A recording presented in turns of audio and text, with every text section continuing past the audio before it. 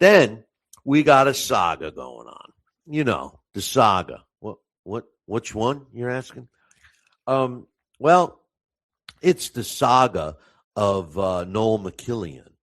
And Noel Mikaelian, who's Noel Mikaelian? Oh, well, he's the WBC World Cruiserweight Champion. And he is promoted by Don King Promotions.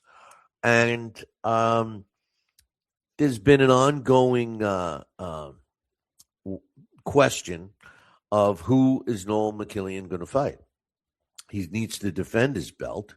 Ryan Rizicki was a guy that was supposed to, and then eventually fought. That was supposed to be a killer fight, and it was anticlimactic nonetheless. But Mikaelian had an offer for Jay Opetaia not too long ago, and inside sources basically say that the sides couldn't come to a financial agreement. That's Opetaia's side, which is Zuffa, and Mikaelian's side, which is Don King. Then it came out that David Benavidez wanted to unify and get the WBC belt, so it made sense for him to fight Noel Mikaelian and then fight for a unification. And quite honestly, if you recall a step before that, Jay Opetaia is the guy who David Benavidez is kind of running from. That's the fight everybody wants to see. So there's a little added drama there. And I believe, in my opinion, David Benavidez thought that he could beat Noel Mikaelian easier than he could potentially beat Jay Opetaia. So that made sense that fight was going to take place, and they were talking about potentially having that fight in December. It was dragging on, and meanwhile, Noel Mikaelian, he's not fighting anybody. So everybody's waiting around. There was an injury at some point. And then all of a sudden, it's announced today that Jay Opetaia is signed to fight Noel Mikaelian September 12th on the undercard of my man Ryan Garcia taking on my other man, because I like Connor Ben. I like Connor Ben. I was going to say Connor Ben just as much, right? So on the Garcia Ben undercard, to have Jay Opetaia and Noel Mikaelian fight for the ring belt, the Zuffa belt, and the WBC belt, because Mikaelian has already admitted that he's going to fight him. His team announced it today, and it's up on BoxRec. Here's the problem, boys and girls. You got Noel Mikaelian, who is signed with Don King. Don King was quoted today saying that he wants the Benavidez fight, and that he hopes that Noel Mikaelian is going to do the right thing and honor his deal with Don King. Now, I'm sitting here wondering, no, wait a minute. We all know you can't, if there's a contractual deal between a fighter and a promoter, or a fighter and a manager, another fighter's, it doesn't have to be another fighter's, another promoter or manager can't negotiate with them except through their management or their promoter and manager, because there's other managers involved, and they're speaking that they're saying, yeah, we want what's best. We want to get as much money as we can, and this is the fight. I don't know how it's going to unfold, boys and girls, because truthfully, if Don King does have a signed deal with Mikaelian, I don't care what kind of deal Mikaelian allegedly signed with Zuffa to fight on this card against Jay Opetaia. I think that the fight could be blocked legally, unless there's something else that's going on that we don't know. So it's going to be interesting to see, because let's face it, it's a month away. It's a month away, a month and a few days away. September 12th. So, I think. Listen, I talked about this just before the show.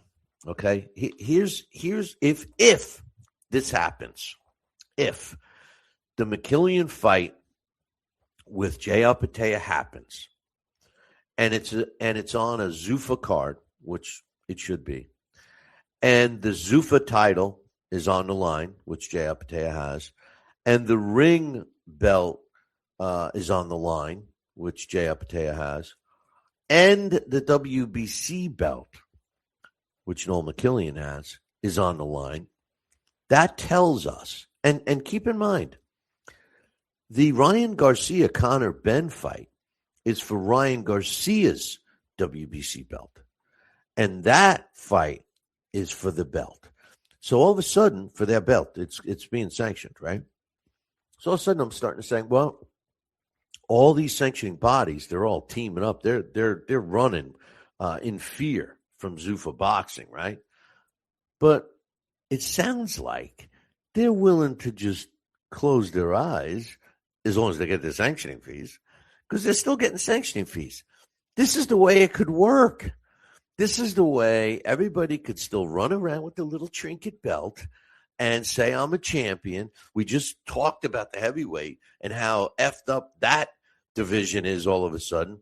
It was pretty cool when there's one champion and we say Usyk, hell, he's defending his title. Oh, so-and-so, he didn't beat him. Okay, who's next going to challenge for the world heavy? I mean, that's the way it was, and it makes it so much easier as a fan. And all the sanctioning bodies were getting their cut because it was a unified belt. Everybody was happy. And then in this case, Usyk, relinquished all of the belts. Sometimes they're supposed to fight a mandatory for one belt, and they're fighting somebody else for another belt, and they strip them, and that's how they become vacant. But nonetheless, it's a joke. So if this fight does happen, which it's going to be interesting to see, because it's going to show me that either there wasn't an ironclad contract along the way, or there's some cash being passed around behind the scenes, because that's the only way. And if it does happen, it's going to really show me, and it should be showing you, that this is going to work. Zuffa is just going to be, allegedly they'll be the ones that outbid some of the fights and give the fighters more money. And, all I can think of is what Shakur Stevenson said. And he said, I signed with, what did he say? I forgot. I think he said with unbelievable amount of money or freakish amount of money or something like that, or the money was unbelievable. So, yeah, if the money's unbelievable, if the money's outrageous, fighters are going to go there, and then it's going to become a bidding game. So all the naysayers saying, oh, well, you need to have a belt in order to make more money. Well, not if you have a fan base. Ryan Garcia he doesn't need a belt. Usyk doesn't need a belt. A lot of fights, Tyson Fury and Anthony Joshua aren't going to need a belt to make a boatload of cash. It's all about your fan base. And by doing what Zuffa's doing, by introducing us to these fighters, at the earlier ages, and some of these other fight cards that, has nothing to do with Zuffa, like the one I was telling you from Dublin last week. Those are the cards that you need to watch, because you will start to see quality fighters. And then nobody needs no stinking belt. That's why the sanctioning bodies should just shut up, let the fighters, go with whoever they want as far as promotional and management, and hope that, you get some good fighters to wear your belts. What else are you going to do? Because what seems to be happening now is the sanctioning bodies are picking the fighters, and, whoever they can get the most money out of somehow gets in there look, Frank Warren has the rights to all those heavyweights, except for he might even have Gassiev, but He doesn't have KBL. Oh, maybe he does. I know he's got Dubois and Wardley, so it'll be interesting to see. But I can't wait to see Jay Opetaia fight. I like the fight against him and Mikaelian. I also think that if that fight does happen, and I'm sure we're going to be hearing more about it over the next few days, I think it's going to be good for the cruiserweight division. That's for sure. And you might have to see. My man Joel popped in the chat room and he's correcting me. Yeah, I thought he had KBL. Joel's saying yes, he has KBL, but he doesn't have Gassiov. Yeah, I knew for sure he had Dubois and Wardley and KBL. What's his name threw me off. And Coach, of course. Well, I'll post what Coach says because he's got them all listed for you here. He does. I mean, Frank Warren. Remember when Don King had all of the heavyweights? Well, Frank Warren seems to have a bunch of them too. So.